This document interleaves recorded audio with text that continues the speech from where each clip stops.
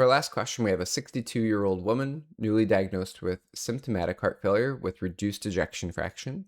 Her vital signs are stable. She's euvolemic, which means that she's not fluid overloaded or congested. Carvedilol is initiated. Which counseling point is most appropriate regarding her carvedilol? Option A is you should expect your shortness of breath to improve within 2 days. Option B, the dose will be increased every 3 days until the target dose is reached. Option C, you may feel more fatigued or dizzy for the first several weeks as the dose is increased. And then option D, the medication primarily helps by removing excess fluid from your body. Pause the video and think about which do you think is the correct answer. So going through our options here, usually patients starting on a beta blocker like Coreg or Carvedilol feel a little bit worse before they start to feel better in patients who have heart failure. And the reason for that is that it's a negative inotrope, which means that it makes it so that the heart doesn't squeeze as hard as it normally would. But in the long term, it helps with some of the cardiac remodeling, which helps with heart failure.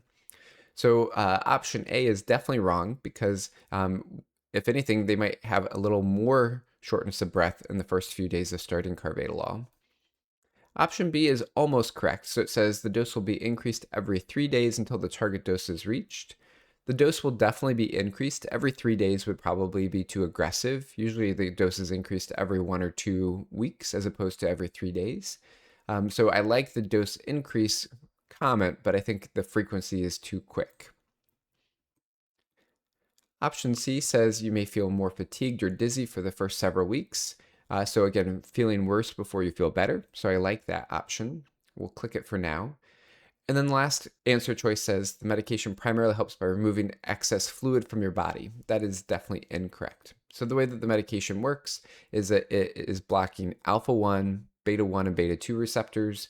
And our primary target is blocking those beta 1 receptors on the heart to make it beat more efficiently and help prevent cardiac remodeling. So we'll submit our answer. It says C is correct. So common side effects of beta blockers, especially in patients with heart failure, are going to be fatigue, dizziness, hypotension, or low blood pressure. And usually these improve over time.